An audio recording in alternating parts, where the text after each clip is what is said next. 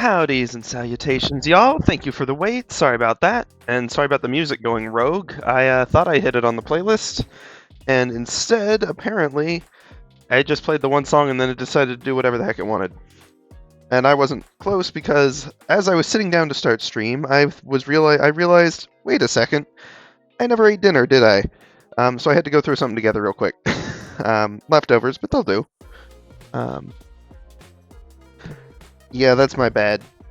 A lot of stuff to do this week, but that's a-okay, because the stuff we're doing right now is streaming, and that should be fun. I do need to adjust the volume on...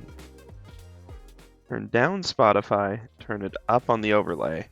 Cool, now I can actually hear my own thoughts. That probably didn't help last stream either. I've had it too loud for a while. Okay. So thank you once again for waiting. Howdys and salutations once again, just to get us a fresh restart. And pick up roughly where we left off. Last time we did the hand. I still kind of want to work on the old hand. It's not quite looking the way I want it to. Some shading may help. Some stuff, the contours just aren't quite doing it. I do really like the original hand, but it obviously doesn't fit the actual piece. I just think it looks good. I just think it looks neat, you know? Anyway, yeah, we can put that away for now, because today we'll be working on something else. Let's pull in our reference images, shall we? I've got too many things. I've got these saved on my desktop, along with some other random junk. Yes, I do. CSP guide, we'll be using that later, but not now. Let's actually do this one for today. I think there's... The more I look at it, the more it seems likely this is, in fact, Miquella. Honestly, the main thing that sold me more than anything else is that very specific hair braid pattern. It's pretty distinctive. Because, you know, I was still in the camp where, like, that could have been Fia, could have been a couple others. I don't know who stinking said it was Malenia. That's ridiculous. But, you know, I mean, stinking after the Secret of Radigan, who knows? And the Secret of America. In any case, the game does like its twists. But I'm still fairly confident that's at least some version of Miquella. And even if it's not, the outfit should work and matches the statue. And actually, wait a second. Metal armband? That is actually a distinctive thing. Cool, yeah, no, I think that is actually Miquella. Neato! Detail analysis. Sort of. But what it means is basically that I'm going to say, okay, fine, we can use this one as a reference image while we draw this. Because the thing I specifically want to reference would be fine even if it isn't Miquella here, but it'll be handy to have it for this, because we need to figure out that outfit. Obviously, we had our Moog carry image a while back. Our early ref, which had some stuff for the outfit. Very helpful for figuring out the drape of the fabric and all of that jazz. But there's still much to do, and this will be a new pose. So we're going to have to make the most of it. Fairly imposing pose, too, with an arm that points in the wrong place, but that's because it's a placeholder arm, even though it's holding the wrong place. Well, anyway, we'll get that sorted out. But the main thing I want to do first, before we get into all that, and in fact, before we get into the rough sketch too, I need a scratch page for this one. Whoops. Okay, I also need to probably do a little bit of layer management here. These need to go into a folder, which will be known as hand, as opposed to POV. I mean, POV is accurate, but meh. We've got the Shotel, and then we've got our scratch layer. Because we've got some stuff to do. Specifically around fabric. And I want to do some studies and warm-ups and stuff on that first, because fabric flows better once you're sort of in the zone with it. Now last time, assuming I can still use my voice, because, whoo boy, feeling squeaky today. Not that there's anything wrong with that. Perfectly fine being a bit of a squeak. But last time we did fabric as well, but we did the sleeve, which is wrong item. That's going to be a problem. But you'll notice that this was a very heavy fabric. It holds its own shape very well, and it really fights against matching the shape of whatever is underneath it, or whatever it's hanging on. It's got its own creases, and it wants to stick to them. What that means in practice is that it has a very, very heavy texture, and as you can see, it's got those really sharp peaks like we get in here. You know, you've probably encountered fabric like this before. It's less what you'd find on a t-shirt, although a little bit to an extent. Everything's on a sliding scale of how you could say soft or hard. You can say how much drape it has, how stiff it is. Anyway, the point is it's kind of a scale. There's not just like one or the other, but this one is pretty stiff.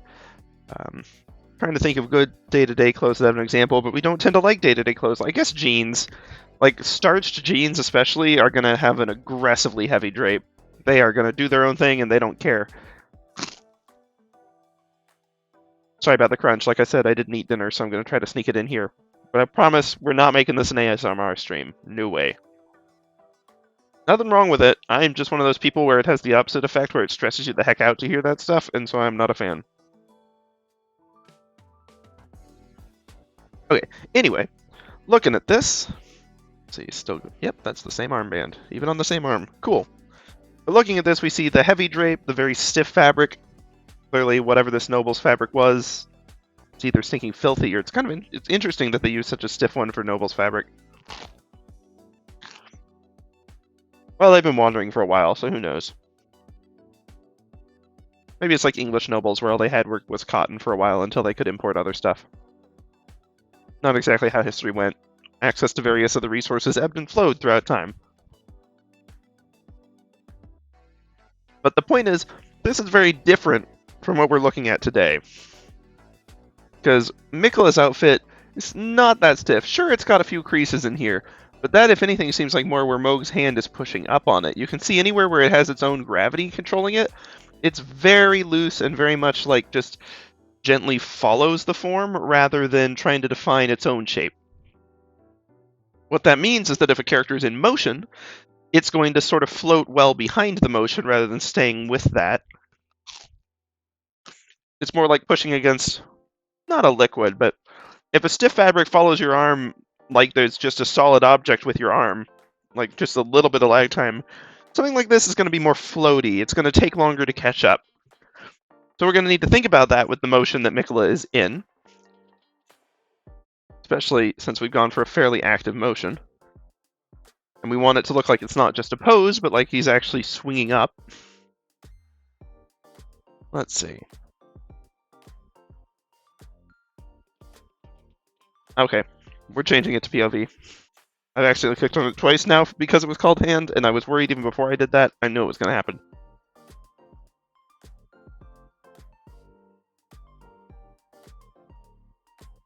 In any case, rough dash POV. There we go. Let's see.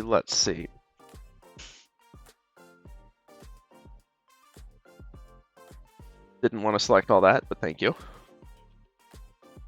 Scratch fabric. And so one way to think about fabric, or drawing fabric, and I'm trying to remember who the heck's... I found the basics of this in a drawing tutorial like a year or two ago. Forget who it was. They're not normally someone whose tutorials I'm a fan of, just because they're advertised at beginners, but I really think they're more aimed at intermediate, if we're being honest. Like, they explain concepts well, but not necessarily how to execute them. Anyway, I can't believe I'm forgetting the name. It starts with an S. They do a lot of stuff on YouTube. Anyway, the point is this is a good way to think about fabric regardless. No, I harp on citing my sources too much. I gotta find this. What the heck? YouTube. First off, mute YouTube, especially because ads. Ugh. There's gonna be too many tutorials on this. Oh, Winged Canvas has done one. I may have to check theirs out. I usually like their tutorials. Not Mark Brunette. I know that's another popular one. Who the heck was it?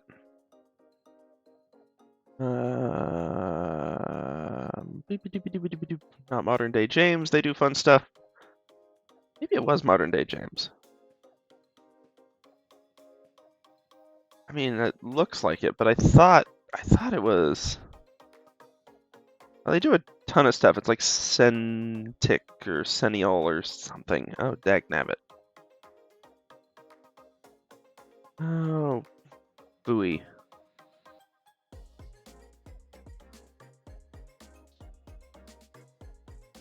Well, I can't believe I can't find it.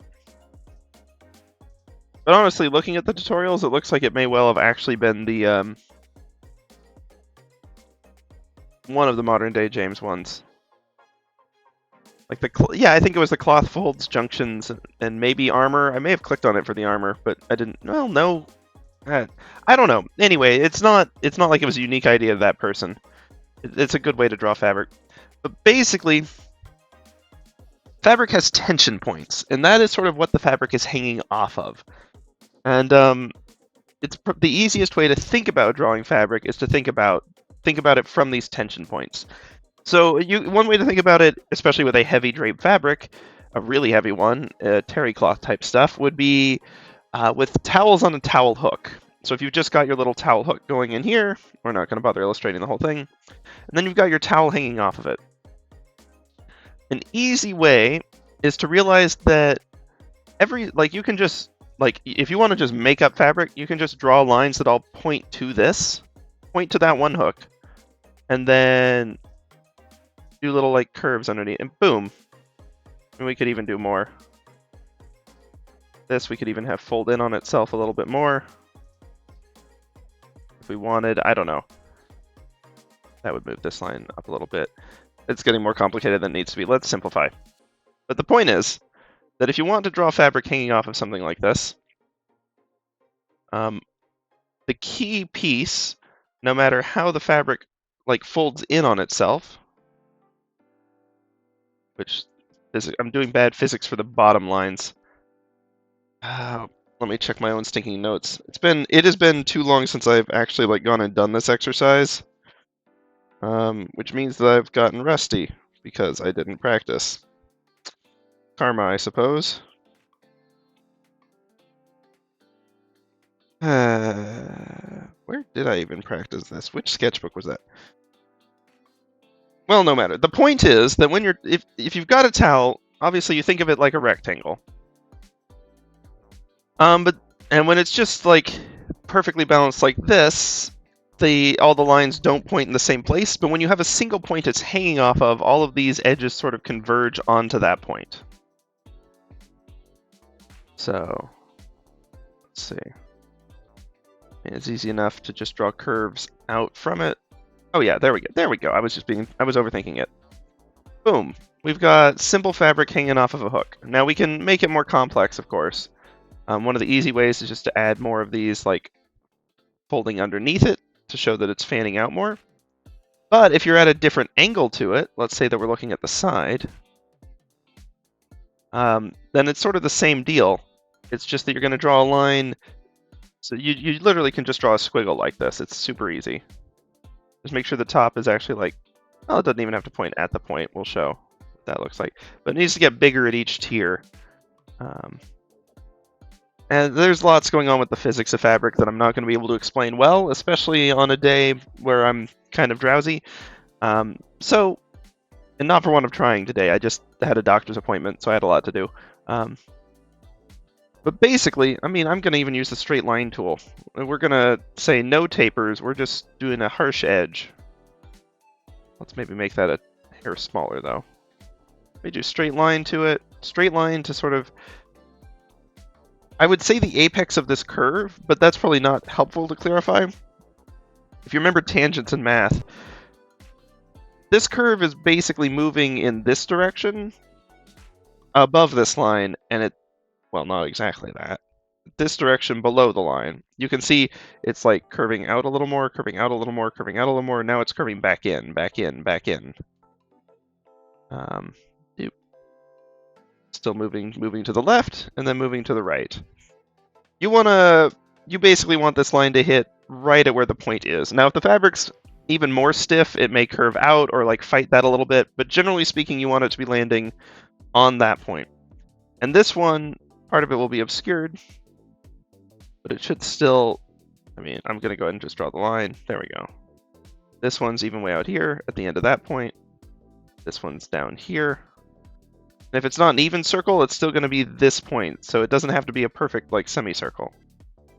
And then out here. And even though, like, technically some of that one shouldn't be visible, well, generally speaking. But now this is sort of like looking at the same fabric just from this side rather than the front, but it still follows the same rule of every single line converges on this point. That gets complicated, however, when you've got more than one point, which is where clothing, of course, comes in. Cynics. I think Cynics was the name of the artist, but I do think it was actually the modern-day James tutorial that I followed. So, one of the two. In any case, let's look at 2 tension points. And the easiest way to think of that, I don't know if y'all have ever seen, I'm sure you've probably seen some equivalent at least. You've definitely seen something that does this. But if you see, like, banners where they're hung like between 2 points, and then the banner just keeps going and keeps going, and so on.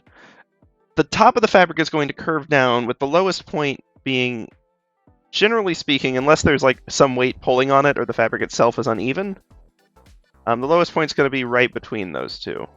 I haven't quite nailed that, but it should be about there.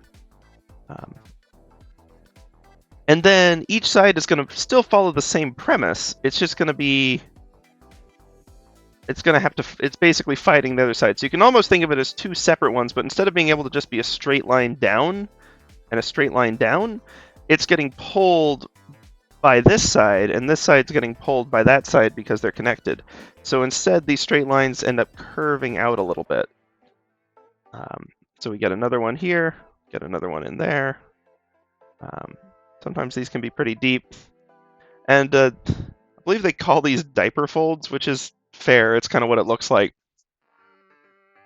You can get pretty deep ones depending on the size of the banner and such. There we go. And it's just layers, like there would be shadow like in here a little bit because they're just layers folding in on themselves. But they still have to point, even if it connects to both of them, it still has to ultimately point towards both of those connection points. Those tension points are what these sort of emanate out from. Some of them fade off in the middle of the fabric, some of them continue all the way through. And then, of course, on this end, it's still going to function basically the same way that it did. Like any stray fabric is going to end up just curling up in this same sort of way.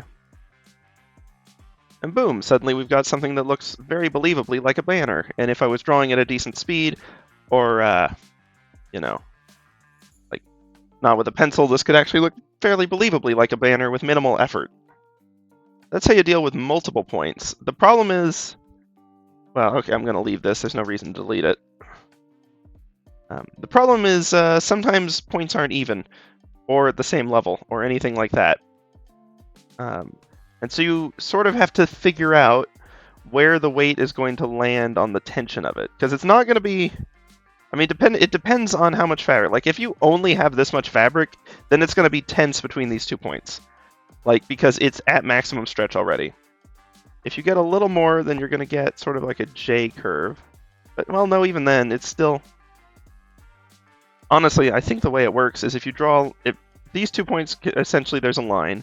If you draw something in the middle perpendicular to it, the center of the curve is probably going to fall somewhere along this until you get past that one. Whoops, I don't know how I did that. Interesting. So we've got that, and then it's going to start curving, not necessarily back left or right, but more in the direction of this point. So it's moving away from that point for now, and it's going to be moving back towards it, generally speaking. That arrow is unclear. Back towards it, or towards the center line. If you have a lot of fabric, then it's going to sink pretty far down before coming back up. And then you're ending up back with that center point again. It's just there's enough fabric to get it to the top. If you go long enough, this is going to be borderline a straight line down, and then it's just going to sort of curve. But generally, it's going to have a little bit of pull on it still. The weight's still going to pull it towards the middle a bit. Roman togas follow this one well. I think that was the example they used in whatever video I watched. But clothing tends to do it too. So we can, let's do some of these.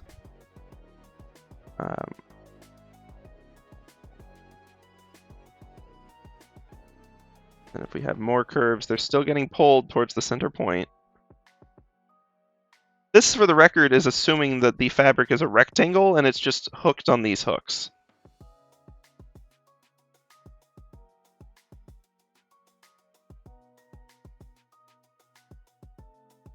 Honestly, this one could even drape this way if it wanted to.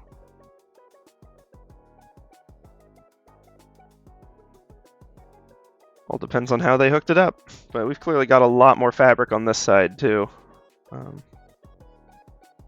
No, smooth curve. In. There we go. This, because it's tall, is probably going to have more compressed ones up in there. Whereas this wider one, they'll be more spread out because they've, of course they will. They'll have more space. Even on this section, there's more space available between them than there is up here. So, that's how it is with 2 points. Now, the thing that always thinking gets me, because it's much more complicated, is tubes of fabric, which the obvious case would be a sleeve. I'm not good at these. I basically just need a reference in order to be able to do these, because depending on how you bend it, the folds are going to react very differently, and you get tension like moving around it, but also affecting the other side too. So you end up with these really interesting patterns. Don't get me wrong. Like, I love drawing like jacket, like especially like a big old fluffy fleece jacket sleeve. Oh, those are so fun. But I also can't deny they can be kind of difficult. Because what you're essentially getting is this one is tense and this one is compressed. So you would think you just like, something like that where it's, well, actually, the problem is it's a continuous piece of fabric, so it gets kind of confusing. Like, it's bunched up together in here, and then it'll be bunched up less, so you'll have a more shallow line on this one. But oftentimes the bunches and tensions kind of run into each other, or it compresses really extremely. And so you end up with, like, competing rifts and valleys and stuff. And it gets, like I said, I need a reference to actually do it well, which is what we sort of did yesterday. And that's with heavy drape or no. Like, it'll just get, you sort of end up with, just looking at mine now, and it's going to be more, the more drapey it is, as in the more like smooth in it following the actual form it's on it is, you're going to end up with just a lot more like little tiny creases inside, which can be easily simplified as that, but usually there's like bulges and like inner working layers and stuff going on. And these can end up pushing out on that, so you end up with like it's a whole thing. With less drapey, more stiff fabric, you end up with fewer but larger of these indents, which is why fleece is so fun to work with, in my personal opinion.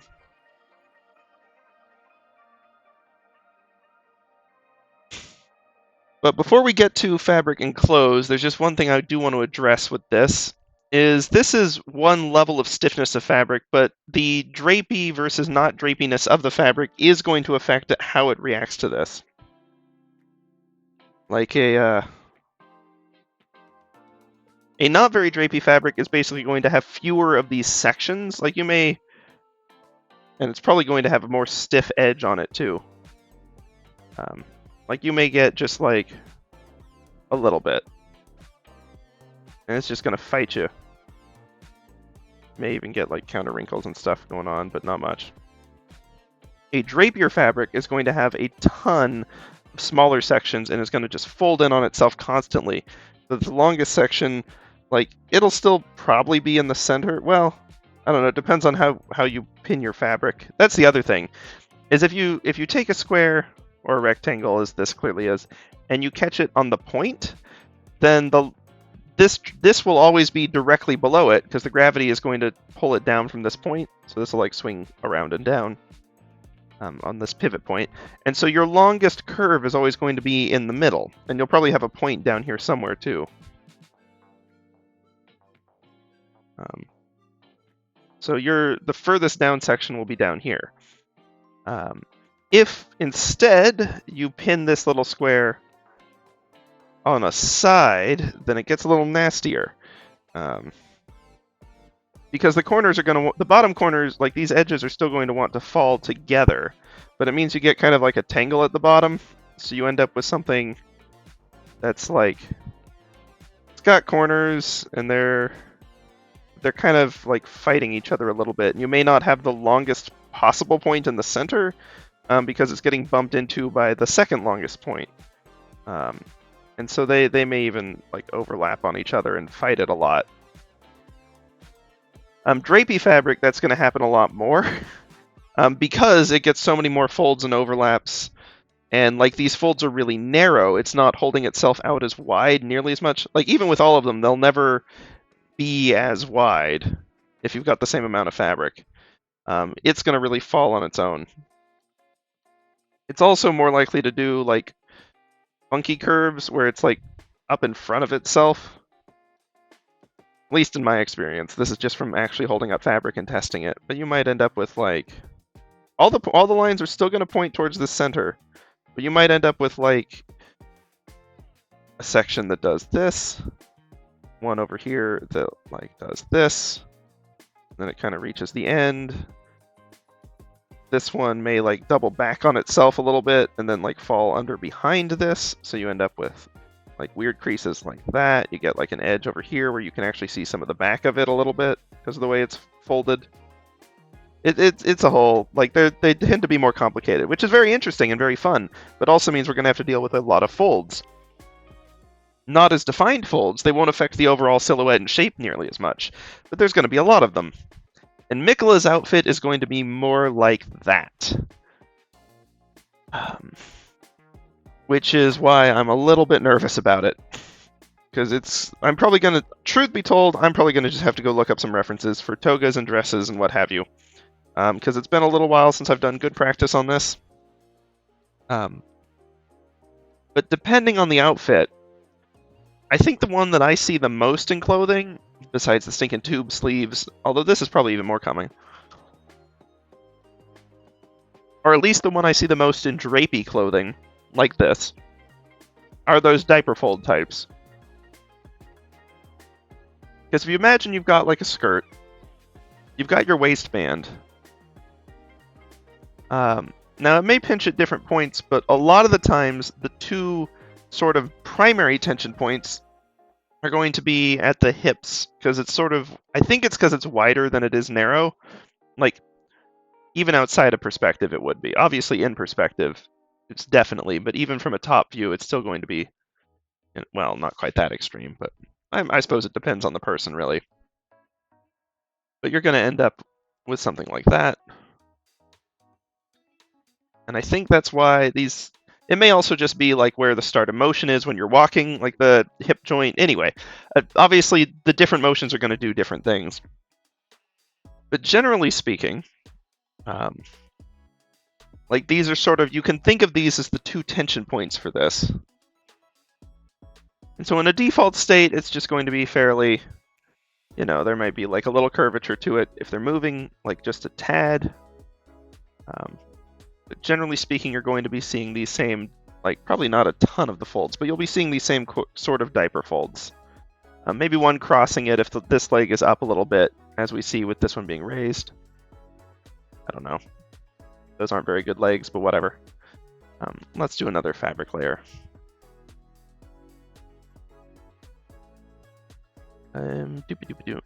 Scratch fabric 2. That's super short, just because I was running out of space. Let's try getting a little more space for it.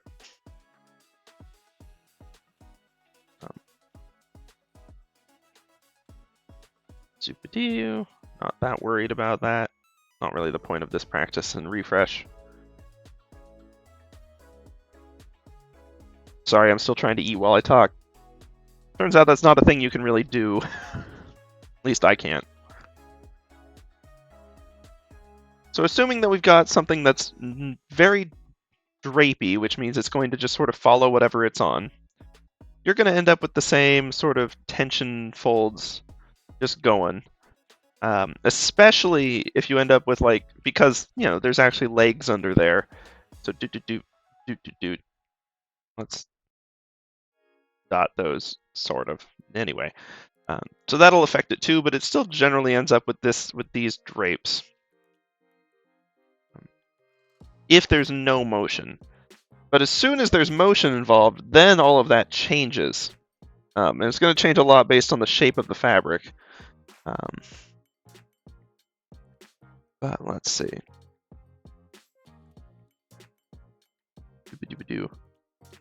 So let's say that they start rotating like that.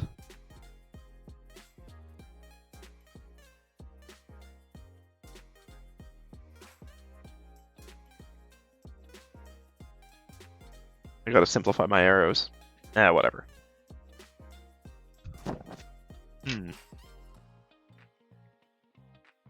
Then what we're gonna see on this, we're gonna have a slightly different angle. So our tension point is going to be closer to us, and the other one's going to be further away. The point where we're not even necessarily gonna see it. This has also ended up being slightly more top-down view just to make it visible, but we'll see. That shouldn't matter with this demo. If they're rotating that way, then you're going to start to see certain specific, like, billows and the tensions in the fabric as it moves. So, like, this side is going, well, I mean, it depends.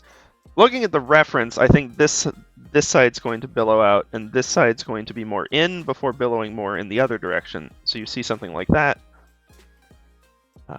And where most of the tension in that is going to lie is because as they spin, the fabric, because it's very light, as opposed to being a heavy drape fabric, would be, like, basically the air resistance is enough to sort of push it back, so you're getting tension on it from this tension point, but the bottom is taking longer to catch up and falling behind, so you end up with the top of these edges sticking with where they're connected, and the bottom half falling behind, and you get these nice tension lines like that.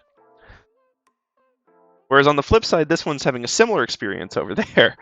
So it's going to have its tensions sort of falling behind as well, but they're falling that way. Let's see. The bunching also means that the diaper folds are essentially going to get more cramped on this side. So you end up with, like, I've not done the edge particularly well, especially at this 3/4 view. I didn't make this a vector layer. That's a mistake. I shall pay for immediately. Oh dear. But you're still getting the same diaper fold appearance. It's just that because the bottom of it has rotated separately, because the fabric is so light that the air resistance is enough to fight it.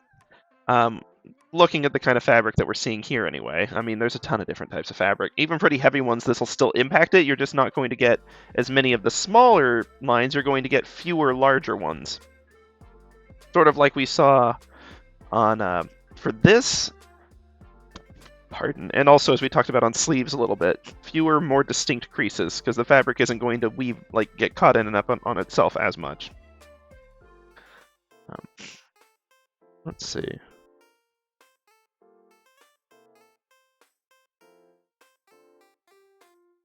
But the point is, besides just getting me refreshed with how to stinking draw fabric, man, I made this one way shorter than the reference again. Whatever. It's not like these are actual clothes for anyone. So, the point of this, truthfully, is just to refresh on how the fabric moves, but also as a reminder that when we're actually doing this on Miquella, this is the kind of thing that I need to be thinking about, and hopefully once we're getting in here, you'll be able to see sort of my thought process. Though again, truthfully, we're going to look up some references so that I'm not just trying to construct this, but this means that any changes or tweaks we make we'll be able to do in a way that's logically consistent. Because there's kind of two ways. Like, I can look up various outfit references of someone in this pose, and that's the smart thing to do, especially with my current skill level. And I can figure out roughly where the creases are going to be, especially with...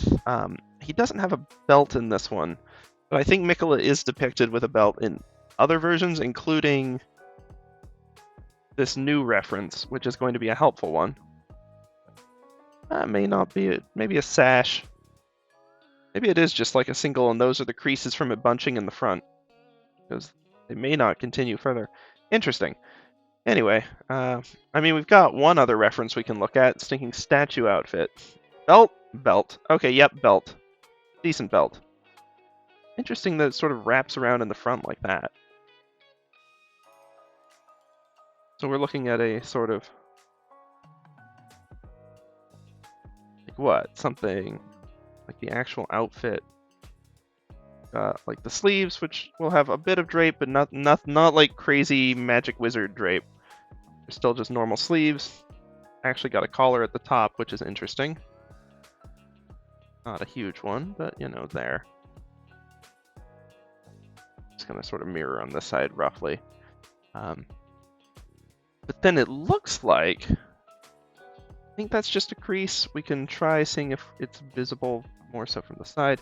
Yeah, that's one of those diaper fold types again, where it's got a tension point on either hip, and so the fabric is just falling between those 2 points.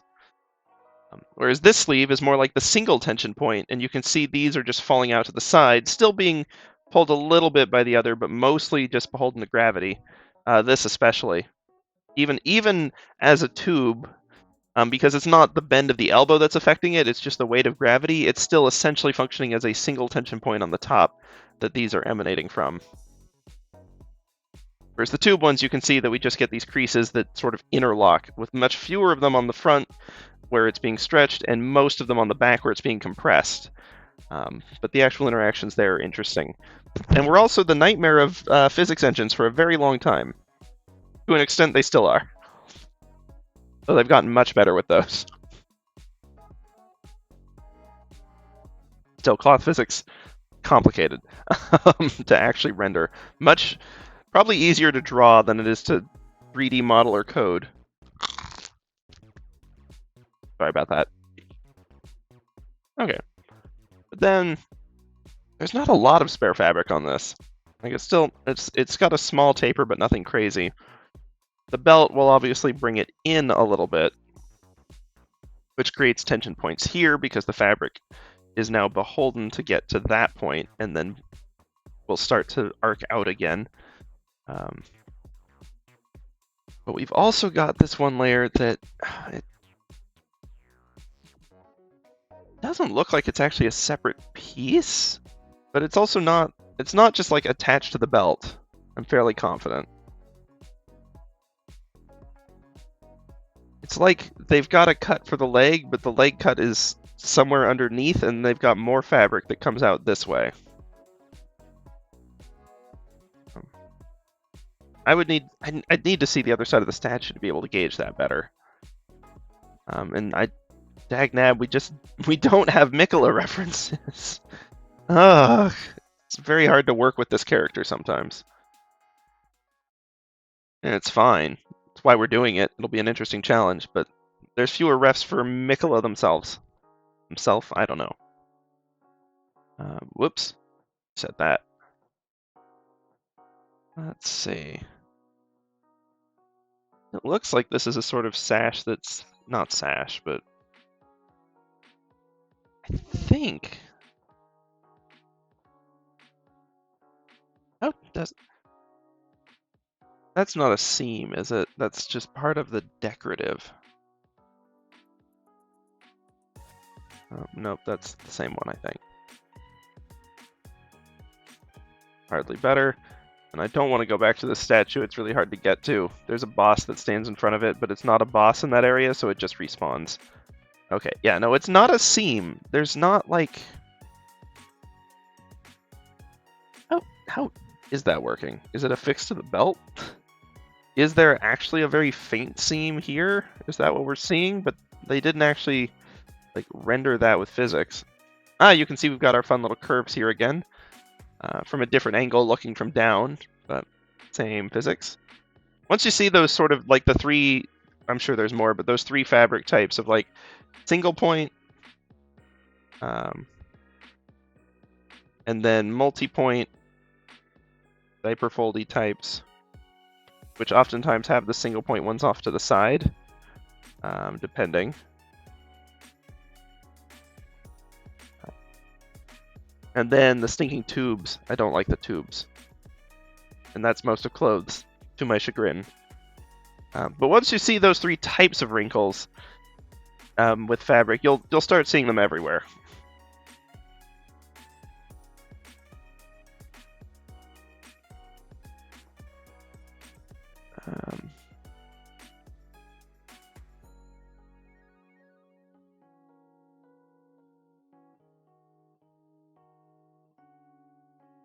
Like, I can't render this one from imagination. I can barely render it from just looking at it.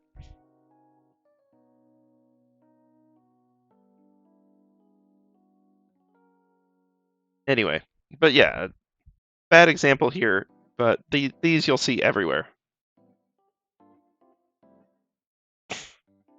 So one thing we'll have to figure out, and the reason that I'm so hung up on, is it attached at the belt or is it part of the top getting stuck in, especially based on this other side, is because it determines where our tension points are, really. Like, if this is just like part of the top piece and it like falls in, even if it's just like where it's a view where it's like this, like our tension points are basically this whole row along here. So it'll probably have creases where it's like bunched up in order to fit in, and so anywhere where it's bunched is probably going to be like a little minor tension point. And so we'll see bigger stuff emanating from these, but there may even be small ones in here. But it'll be like that. If, however, that's not what we're dealing with, and it's actually just this side of the cloak, and it's sort of like overlapped on itself like this, or we wouldn't see that part because it's inside, and we wouldn't see that edge because it's underneath, then yes, these are still tension points, but the tension, instead of being along like this motion, is going to be more like those longer ones where it's along this. And so this might even get like flattened out a little bit in an edge, and we'll have much longer creases that are biased more towards the left. And so it matters. It does matter a fair bit. And that's before we even consider the actual motion of Miquella. Fabric is fun. And I mean that non-sarcastically, but also like it is a pain sometimes. Let's see. I wish I had refs prepped for this one. I was hoping we'd have good Miquella refs, but I don't know why I counted on that. I know all of the Miquella refs that exist. Or at least that exist and have been published, and aren't like in the game studios where they're building it right now.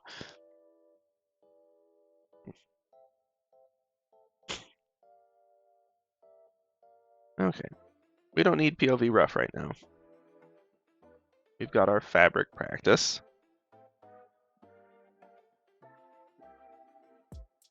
And the time lapse for this one is going to be so stinking weird.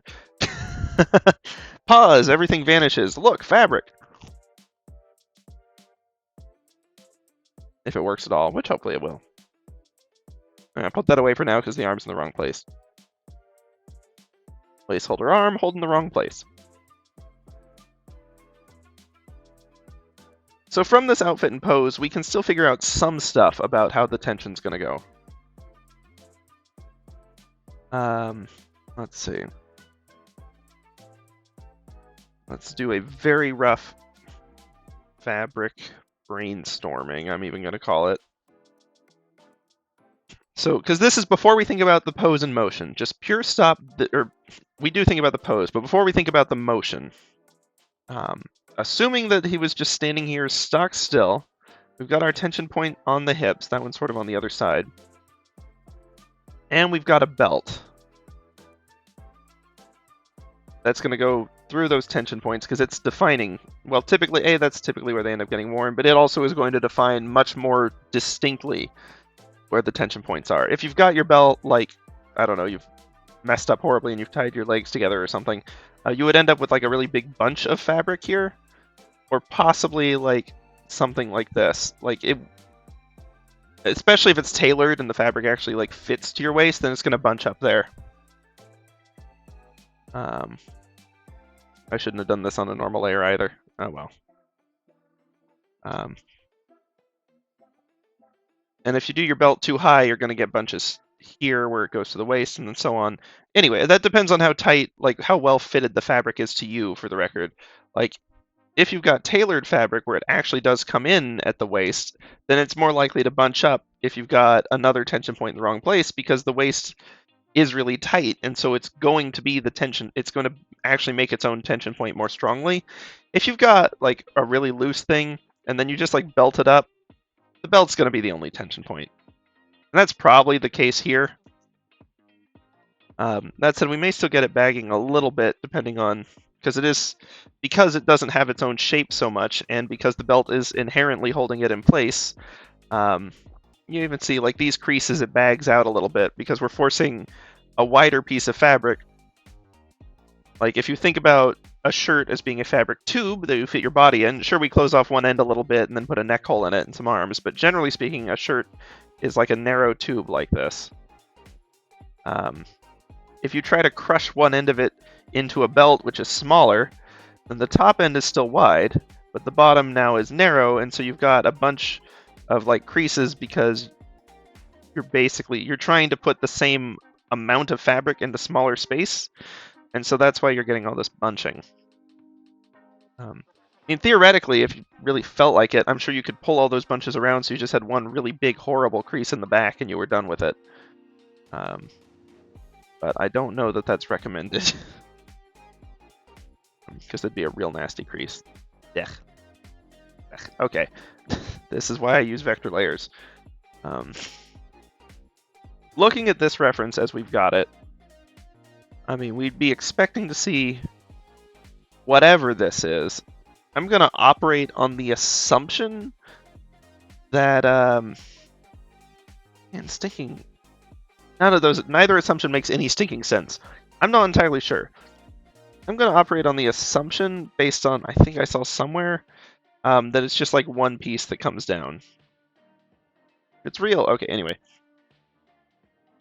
In which case you'd have our longest point there, roughly centered between the two tension points. Now, of course, because we're at a 3/4 view angle, we're not going to actually have it be literally in the center between these two tension points. That would put it here. But we have to think about where the center of the actual like body is. Like that's roughly where belly button is going to land, somewhere in there. That one's on the flip side. This one's on this side. So we're actually going to end up with it wrapping around on that side, so some of it's obscured, and then coming up here. Wrapping around and more. But of course, the other challenge is that this actually seems to have a little bit of shape to it that goes beyond, and so we also have this happening, where we've got the creases that are going up like that. This, having it visible, like moving out like this, is probably more motion than I'm actually trying to capture right now. It should probably be laying more flat. Which would mean more flattened curves. But again, we didn't vector this layer, so I have to go manually erase all this nonsense. And even then, our underlying shape here is still rectangular rather than round. So like this should probably actually like curve around a little bit, not sit just in the air over this edge. Anyway, well, we'd have to actually think of the curvature underneath it and how it would lay on that. But then like, I don't know, that seems to just keep going, and these tension points eventually reach a center somewhere down there.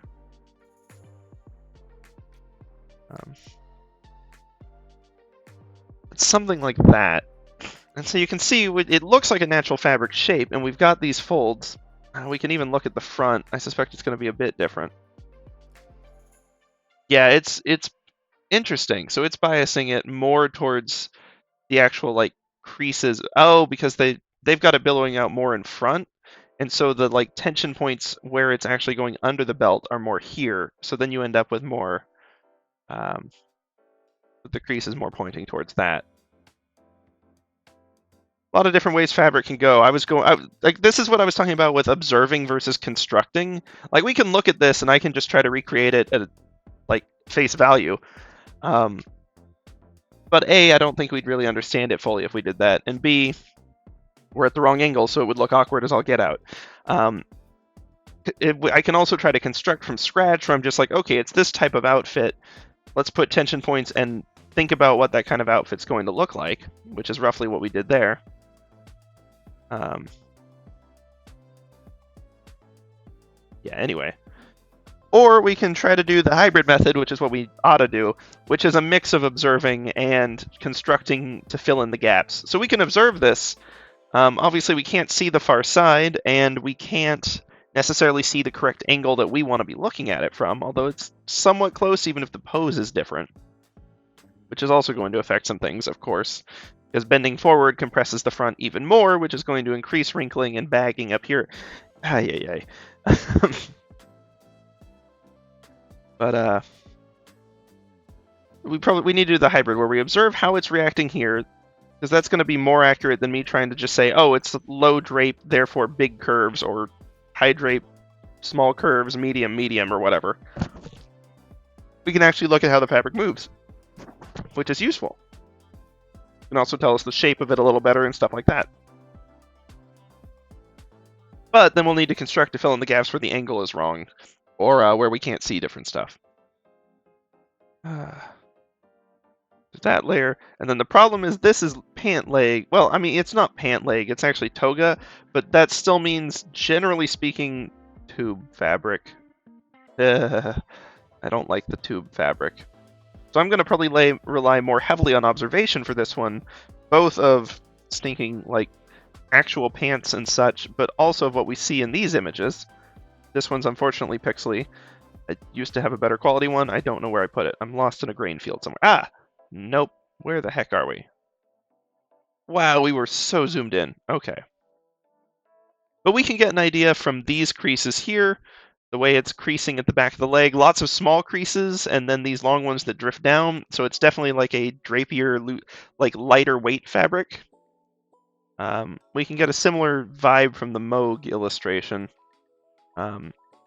Same deal. I mean, even these creases are bunched up because sort of the weight of the fabric is pushing against Moog's hand. But like anywhere where it's able to flow naturally, we've got these long, graceful creases as opposed to choppy ones. And we can use that as a reference to some extent. Although the angle on this one isn't extraordinarily helpful. Let's see.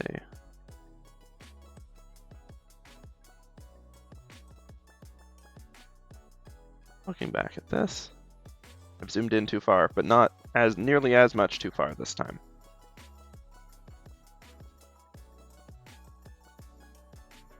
It is a different outfit from in the Moog image, which is interesting. And we have seen current day Miquella, which I'm not using as a reference because it's basically a zombie. Like that you have to no clip to see, and it doesn't have like the body modeled particularly.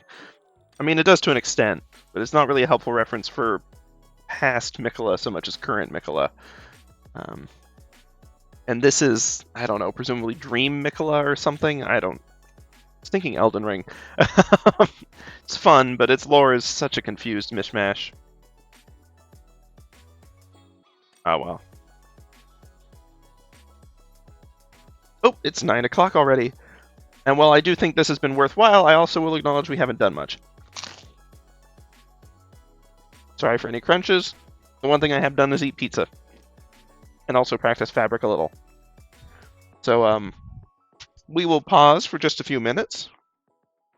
I will deal with the fact that I've apparently gotten another spam call. I've gotten like 20 in the last 3 days.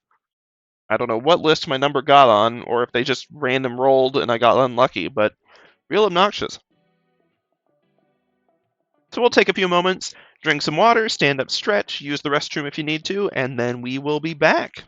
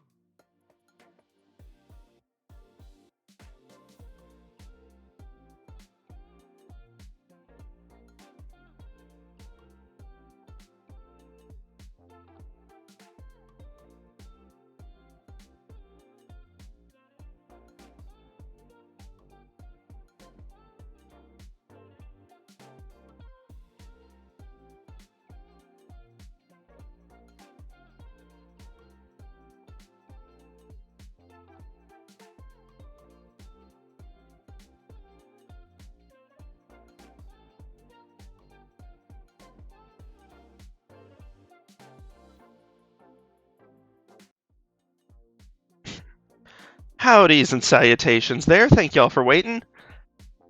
Two things. No, we're not swapping the stream topic to Elden Ring. Not yet anyway. You know me, plans change. But I found that one of these statues is just right by the grace point and not across that bridge past several enemies, including a former boss, and in the range of some flowers. I guess spoilers for late game Elden Ring bonus area? They're not that big of spoilers. It's a pretty area. You should come here. I mean, it's a stinking nightmare to get here. Don't get me wrong. But drop by. Lovely. Oh, that's actually a sweet message. Yep. Sad duo. Malenia and Miquella not having the best of times. So you can see this is where we got our reference image. We've got the same folds. It's the same statue. Or at least a duplicate copy of it in the game. But now, if I jump on this railing and ignore the vast chasm below me, along with the spires built in it, I guess to support the retaining wall and not the tree itself? Fair enough, I suppose. Well, the tree looks like it could use some help right now. But we can get this view. Specifically, we can see the other side of that weird bit of loose fabric. Unfortunately, it's still somewhat unclear what's actually happening there. I'm trying to figure out, is it just supposed... Well, it's clearly not supposed to just be a wrinkle in the fabric, because it has a defined edge on this side. Like that sort of squiggle back and forth and down and down and out, that's an edge. That's not how fabric really operates in the center. And so what I'm trying to figure out...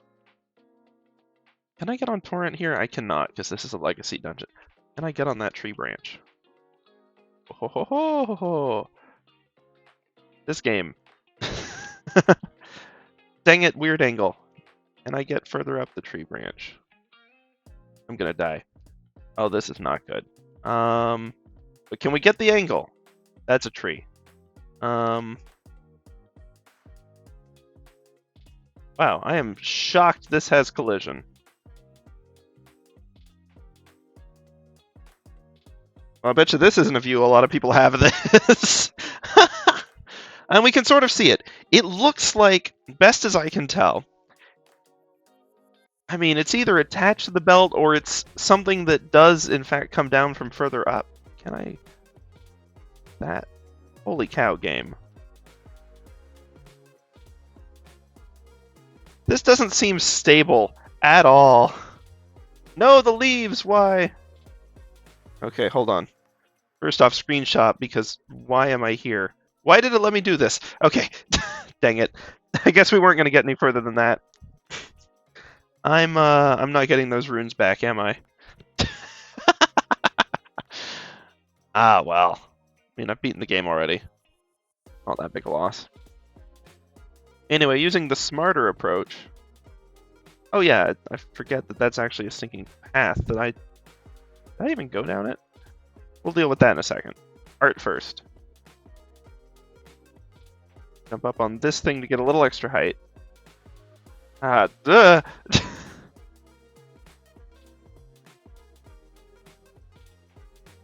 Okay, cool. Probably the best vantage we're going to get.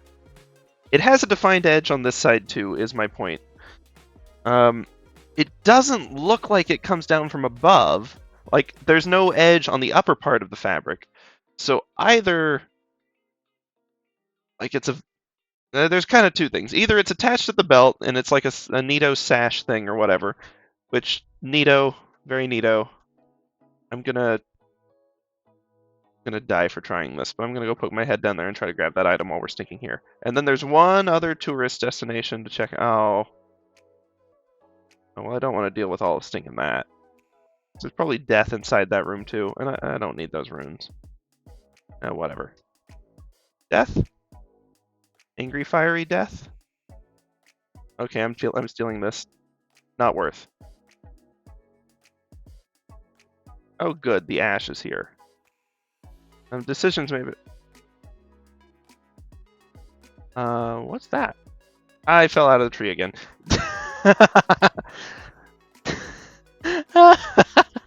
Oops. Oh well. Oh hey, speaking of tree. Guess that's just the edge of the cliffside. In the snow zone. Just a weird edge. I'm sure it's an actual place. Okay. How far into the tree are my runes?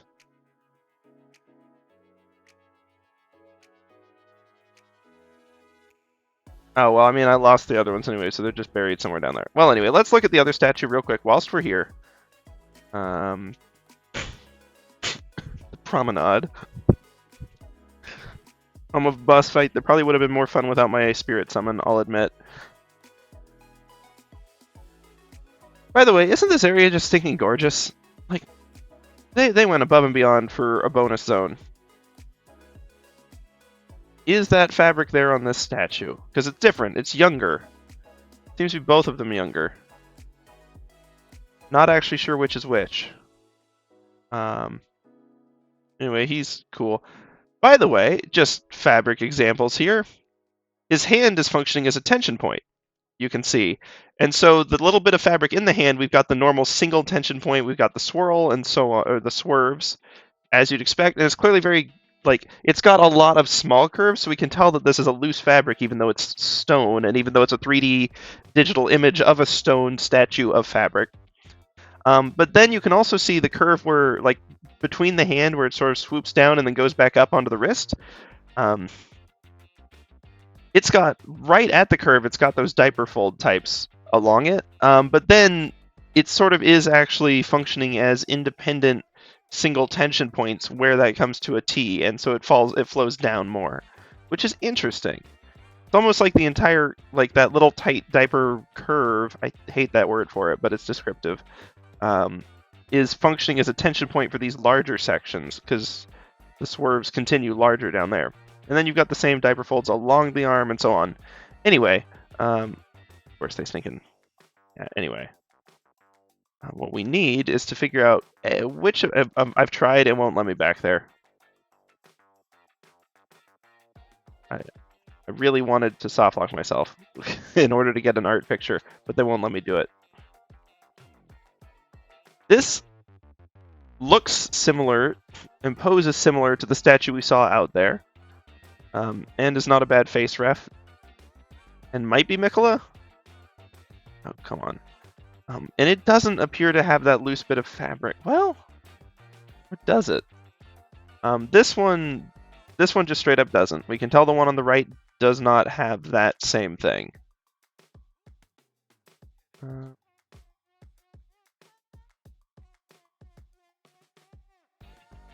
Does the one on the left have it? Or is that just a quirk of that one statue? This feels like working with actual history artifacts a little bit. Not, like, in great deal, but it's one of those fun things about these games, is they sometimes give you that same... They scratch that same itch. It's... Is this one... I only have 3 examples to judge an entire thing off of. Is this example part of the common rule, or did I happen to get a weird exception in the one example I've got? And it's just a statistical anomaly, and it's weird. I can't tell with this one. Like, trying to walk around the edge, trying to get further out, maybe. We can get up on this ledge. I like these fences. Ow. Curse you, Cenotaph. Ah, you're too pretty. No curses.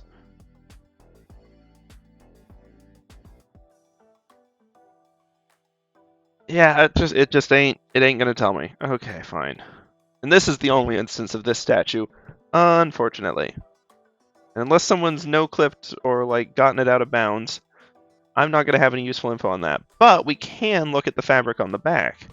We can confirm the presence of the belt, and we can confirm the top is actually considerably baggier than it looks, because we've got that huge section that's sort of crammed in there. So maybe it really is, well, it's not loose fabric. It's not a bag because it has edges, but there may be like a sash-like item in there somewhere. Come on. I feel like a child at a store trying to see what's on the top shelf. Okay, yep, I got nothing. I think that's as good as we're going to get. I like his crown. With the sculpted plants and also the real plants. Nice ivy. They go to so many weird degrees of detail in this game. And look at how detailed the stinking floor of the boss arena is. Awesome. Hold victory. Bug ahead, try left. Bug? Wait, really?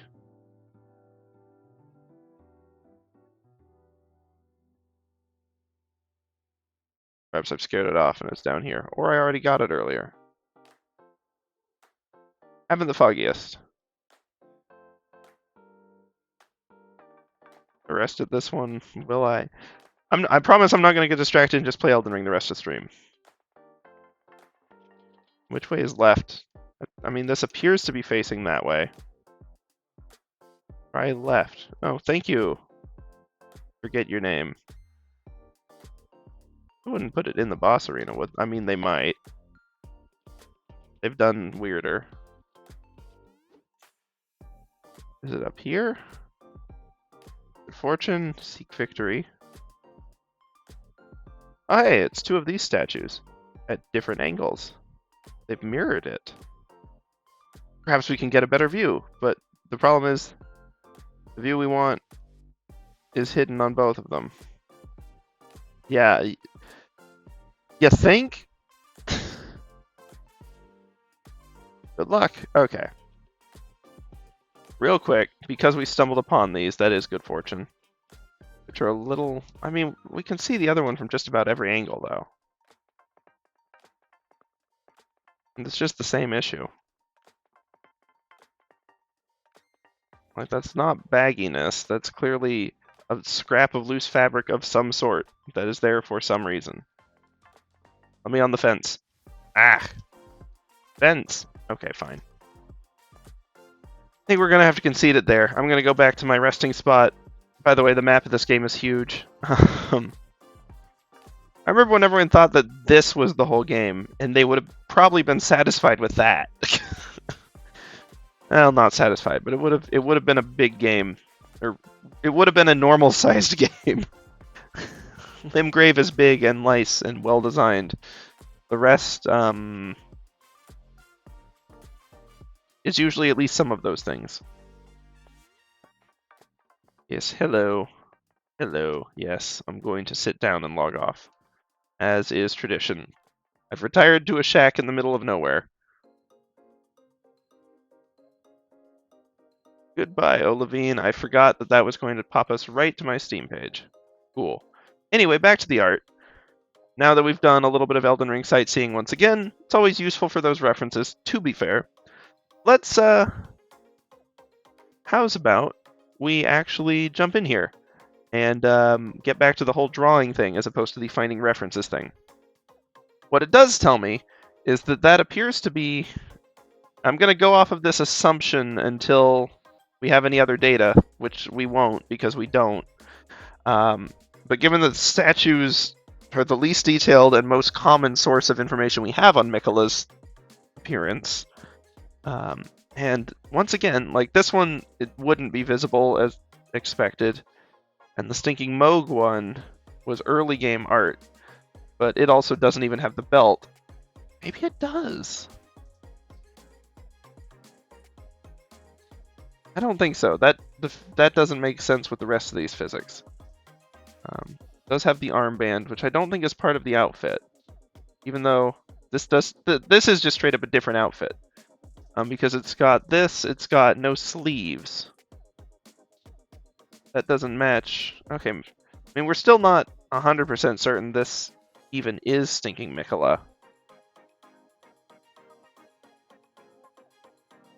Got an armband at least.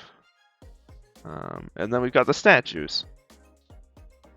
Which, as we've discussed, what is happening with this? You can even see an edge over there a little bit. So this is just like a loose bit of fabric. Sure, okay. We'll deal with it. I accidentally made my brush super big. Cool. Anyway, let's... Unless anyone has any backseeing advice or tips, which I'm always open to, I guess let's start trying to actually figure out the fabric of this. I am operating under the assumption that other than the motion before bringing this, I guess, Shotel down, Miquella has been standing there for some time, and any fabric motion from that would have settled. So it would just be the arm motion, which is mostly, I mean, this is light enough fabric based on what I'm seeing from these examples. I mean, I don't know. This one's not super lightweight fabric. It's fairly thick compared to the others. But even then, it's still somewhat sheer. Anyway, it's reasonably mid-range. But with that Shotel motion, that's mostly going to affect torso, and more so the top than the bottom, although it might affect the bottom a little bit. And then obviously that sleeve and shoulder. The other sleeve too, but again, only slightly. And we'll see if we can get a sufficient level of detail for that to even show up. This is going to take a little time and thinking, as fabric physics tends to do. The other thing I've grabbed in the meantime are some actual dress examples with a belt so that we can sort of see this physics. So we've got this front view, and we can see the bunching that's happening here, which is what I thought might be... I mean, there's not that much bunching on the statue, although there was in the back, so there's clearly bunching that's happening.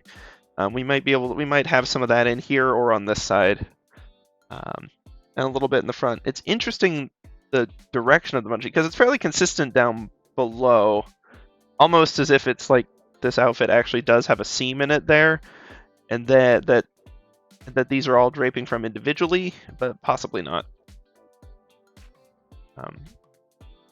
It may just be the belt that's doing that. But what we see on the belt is we've got kind of these curves because there is a curved motion. Like, they've moved a little bit, or rotated a little bit. It's very plausible in this case that the belt has rotated to the left from our perspective a little bit and dragged the bottom of these with it, which has led to these creases. Because you've got big, and then something like that, and then you've kind of got the other side. So that actually isn't bad to show the twisted torso. Given that, just as a reminder of directions on this, if Miquella is raising the Shotel up, that's going to be Miquella's, from our perspective, left shoulder is going to be moving forward, and the right shoulder is going to be moving backwards. So we need to remember that. This shoulder is moving back, curved slightly.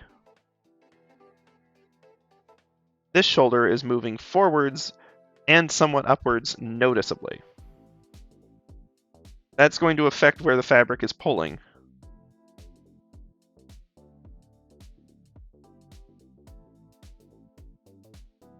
Oops. Oh well. I don't need to grab it on the whole layer. I keep forgetting that I'm not on a vector layer with this. Huh. In any case, so that's going to be tensing that way, and the fabric under here is going to be tensing more upwards to follow this shoulder. So we'll see some tension on that. I'm not going to pencil that one in just yet. Because again, we're just getting sort of piecemeal bits here. We're not even accounting for around the side or what anything's going to look like. Oh, this has pockets. Nice.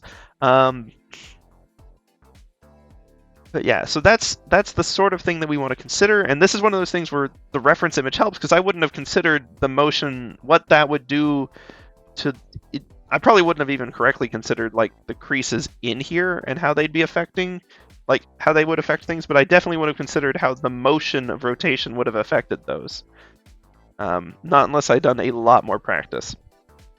Another one that I just grabbed on the break.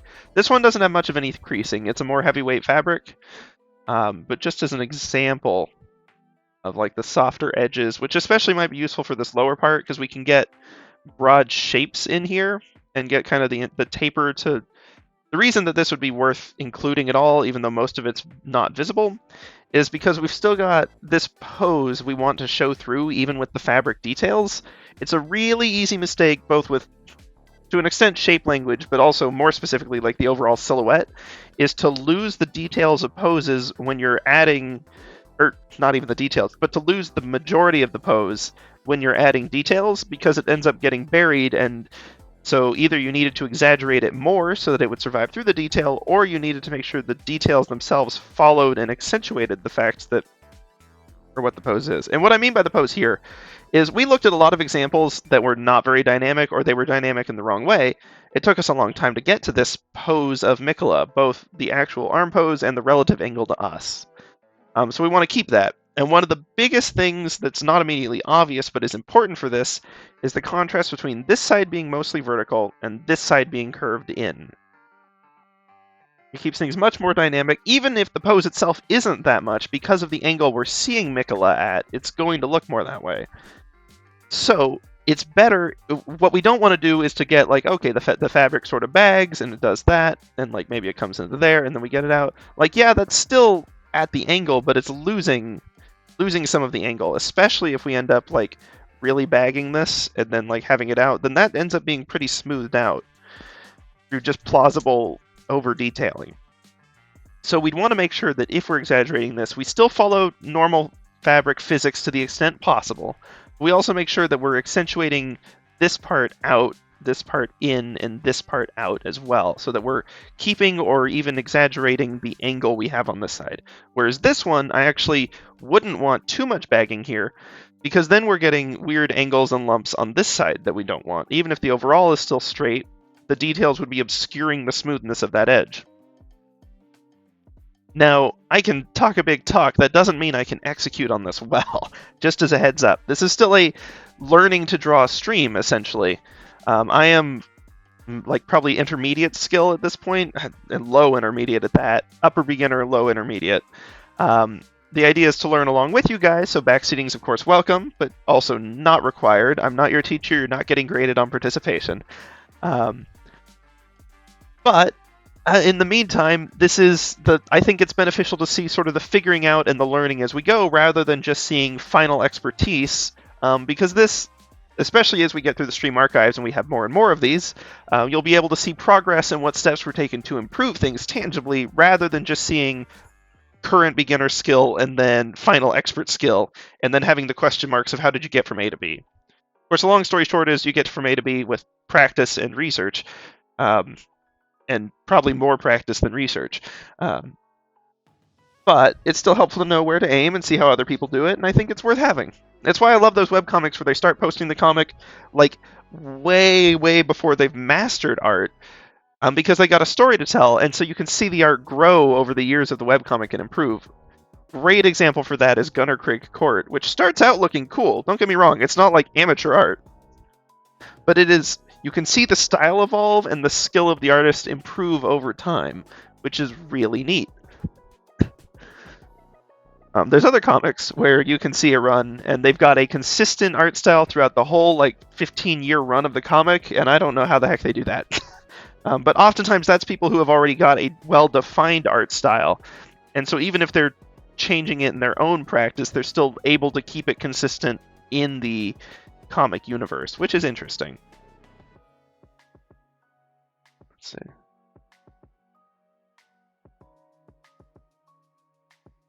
Getting a little shading on this, so well, I mean, thinking the light would actually imply that that's bending the other way.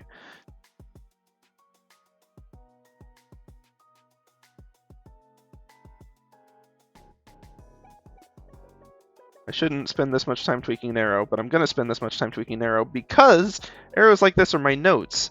We've only got about 30 more minutes to the stream. I don't honestly anticipate finishing this tonight, if I'm being truthful.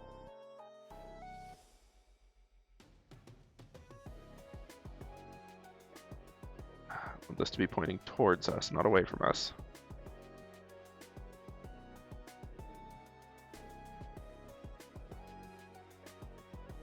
That'll do. Sometimes you really do just have to take the arrow into the third dimension. But yeah, I want to basically figure out what the physics ought to look like, leave notes for ourselves, do what we can drawing it today, and then we'll pick it up same time tomorrow night. That said, we still got 30 more minutes, so we got plenty to do. I grabbed one more dress reference during the break. This one being a much, much lighter, drapier fabric, as you can see. Now, the motion... even potentially just the breeze, but I suspect there's a little more actual motion happening with that one. I don't know, that could just be a breeze going that way. But you can see that small motions have a much larger effect on this fabric. And also that we're dealing with much smaller creases and folds as it gets up in here. Almost even pleats, although I don't think it's pleated. I think that's just the way that it's folding in. I also like the fabric belt as a possible reference, but I think we actually saw a leather-looking belt on the statue, so we'll probably go with that. Let's see. I've always liked these, and it's hard to render these with lines for the same reason it's hard to draw a nose with lines. Because, I mean, not to say impossible, but it's when you're trying to just do it at a glance, it's often easy to overdo it with the lines while trying to represent this, because it is a well-defined space tapering off and eventually merging with a non-defined space here. And it's just kind of a smooth edge as it shifts from deep dark line into not line. And if you're just doing that with line work, it's real easy to accidentally make the difference look too strong, and so it doesn't smoothly merge. You get that a lot with with the like more gentle, smaller creases that we get in lightweight fabric like this. I think this one's mostly interesting as a reference for specifically how this interacts. Less with the sleeves. I think it's too lightweight for what we're looking for. But the interaction with the belt, I think, is still really interesting to see how the fabric emerges both on the top and the bottom. So that's probably what we'll be looking at as far as that is concerned. Let's see. I like what's happening there. I think we're still going to end up with a few more diaper-ish folds happening here because this is stretching up. So we're going to end up with fairly taut on that side. As it eventually gets into the arm, which will then, of course, have all sorts of drapiness happening with it. Just a placeholder drapey. Oh, wait. Right. The arm's actually over here. We're still going to have this upstretch from it being pulled back. Or, actually, hold on. Yeah, this arm's pulled forward. That's right. With that motion, it pulls up, but also forward. Which means that to an extent, this side is actually also going to be creasing differently than I'd initially anticipated. Why didn't I do this on a vector layer?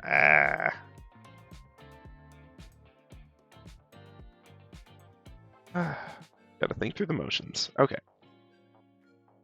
So assuming, shoulder and the normal stuff, and arm actually coming away from potentially this as if it's a joint. I've accidentally used it as a joint reference, but it's not a bad option for that, truthfully. Kind of a good pivot point. The fabric, of course, is going to be very tense in here. We're going to have a lot of those really, really tight creases. It's going to be very taut out here. We're probably not going to see much in the way of creasing on the outside, except for the fact that it's also probably not going to stay up in a cuff on the wrist, like this sleeve would, given the opportunity. Instead, it's most likely going to slide down a fair bit. We're going to see it like following the arm, but also, well, let's think. This is the top part, so that's going to be the higher point. This is going to eke down, and so it's actually going to end up bagging quite a bit on this side, interestingly enough. We can sort of see some down there. These will merge, some will merge with that, some are going to be pointing towards this, and we'll end up with probably closer to diapery fold types going in here, but something roughly like that.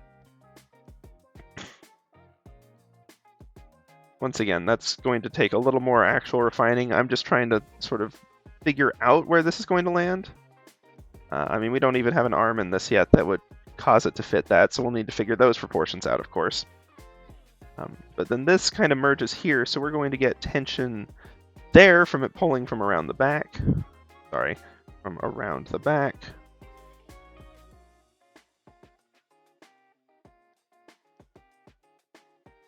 There we go.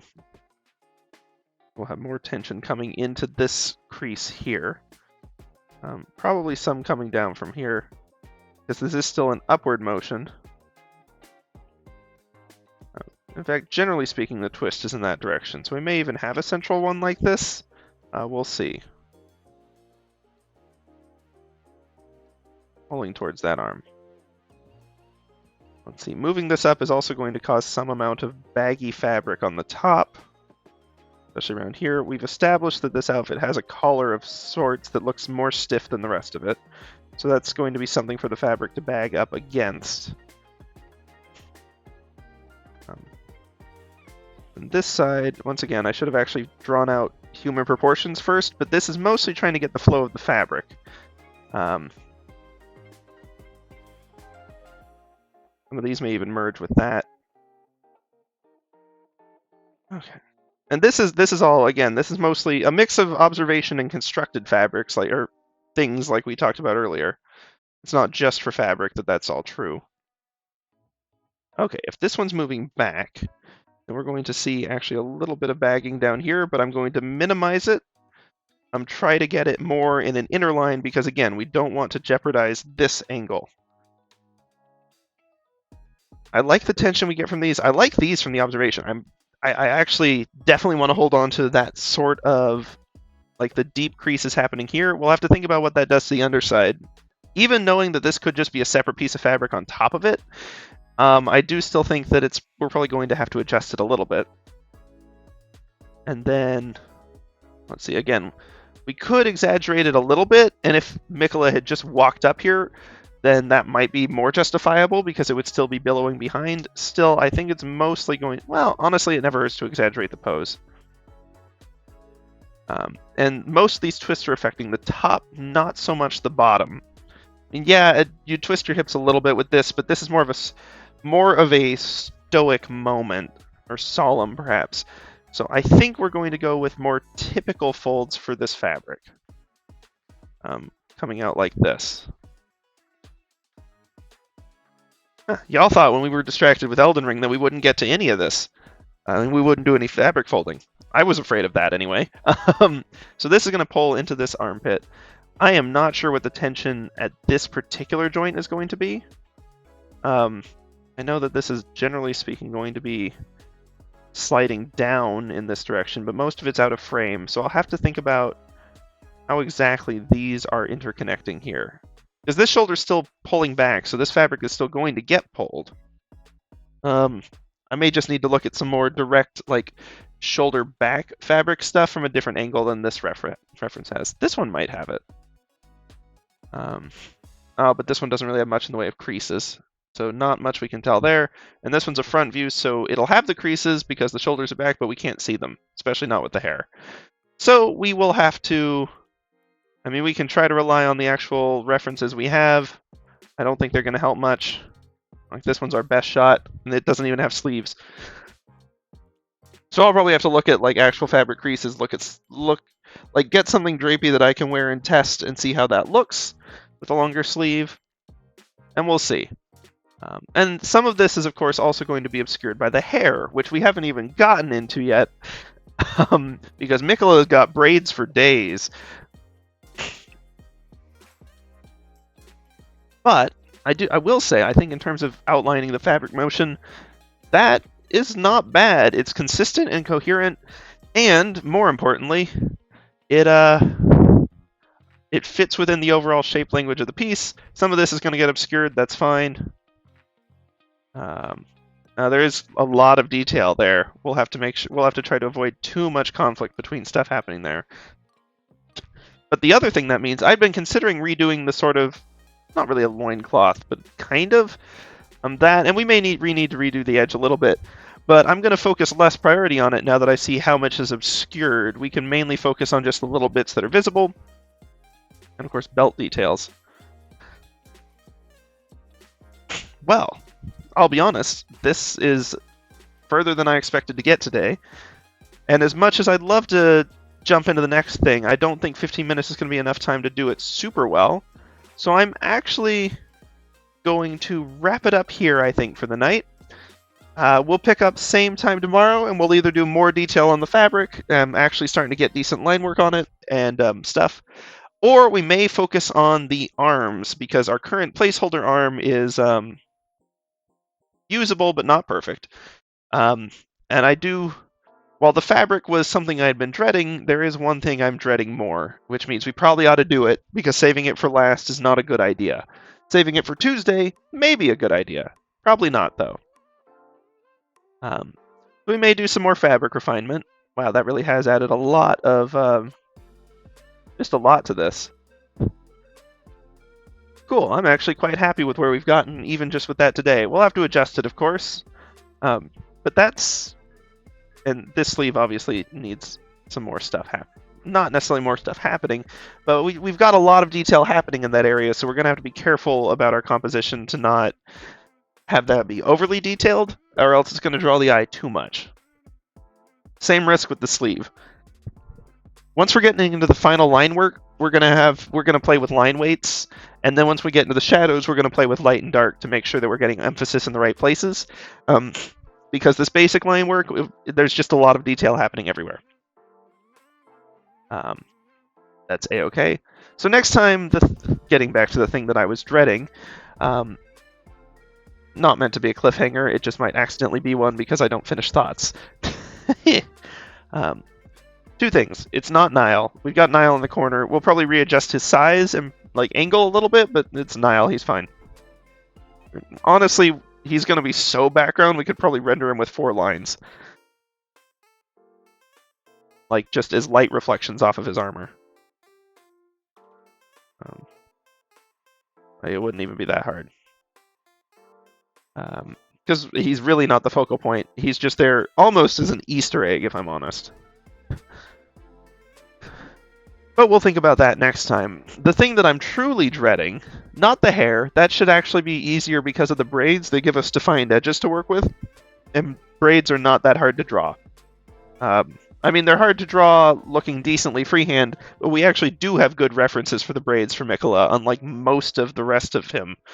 For them. And the thing that scares me the most is the face. Honestly, the face is the reason I even took on a second illustration right after our last one. Part of it was I wanted to do something that was more, less directly copying from a, reference and, not copying, but less drawing the exact same thing we see and interpreting it like that, and more constructing a new pose, was because face. Face practice is important. It's something I think is worth doing. We don't have a lot of good Miquella face references. The best we have... Well, we've got this very, very obscured view. Yes. Where we can make out very little other than its kind of baby face-ish proportions. And then we've got the view on this statue, which is not nothing, but not high detail, and if we go by any actual historical statuary or Elden Ring's history, probably not accurately representative of what Miquella looks like. So we're going to have to get creative with it, and also just properly illustrate a face, which is a complicated thing to do. So it'll be good practice. That's the point of this, is we're learning new things. We're getting really good graceful fabric practice. That wasn't even in my original plan. It's just a bonus of the bargain. We're getting good perspective and composition practice, more than we intended. If you saw the earlier streams, you know I spent far too long on the composition phase. But it's gotten us to something decent that I think reads well, even at a distance. It's not perfect. Part of it is the vertical scene has made it more difficult for me to figure out. Part of it is I was conflicted over how to depict Miquella. Thankfully, we won't be dealing with that at the face stage, which would have probably been worse. But it's, do we do friendly Miquella with secret ominous, or do we make it clear that Miquella, in this instance, is doing something dangerous? And even if the POV we're seeing it from is someone who volunteered for it, which is likely, Miquella is still at a dark point in life. So we'll see. We will honestly see. But with the face, by the way, we went with the more ominous pose. I think the very clearly visible Shotel probably gave that away. And the fact that it's in the motion of slashing. The angle of the front view arm is still not perfect. It still looks like Miquella's looking past us, but we're just going to deal with it. Because the alternative that would solve that, although it would still make us look like we're at a weird perspective relative to Miquella, because the vanishing point of this table and arm are just straight up in the wrong place, But if we move it down, then it looks like Miquella's just looking past us, which is also not great. Unless we zoom in on Miquella even more, which then messes with other things. But the problem is that the easiest way to tie them together is a front view face, which I actually don't want. Not for lack of practice, although that certainly doesn't help, but because I'm more interested in the shading on a 3/4 view face for this purpose. Like for our drawing today and for the practice, I think that's going to be more interesting and more worth practicing. So I want to make sure we got a 3/4 view Miquella. And we could always do a Miquella looking upwards and then like eyes, like head faced up, eyes like leering down. But that also didn't really seem like Miquella's style based on the admittedly scattered and broken sources we have. In any case, we will figure more of that out at the next stream. I think we'll be wrapping it a little early tonight. Just gives me more time to get the thumbnail sorted out and get to bed so that we can have a more energetic stream tomorrow. Thank y'all for bearing with me today. Thank y'all for bearing with my weird tangent when we actually got into Elden Ring and when I spent the first half of stream just drawing fabric. But I think it honestly paid off because we would not have got the result we have now if we hadn't been doing that practice, that warm-up, to really get in the mindset of how the fabric moves, what this outfit actually looks like, and what Miquella's motion would do to the fabric. So, I'd say it was all worth it for me. I hope y'all found it as worthwhile. And I will see y'all at the next one. Take care.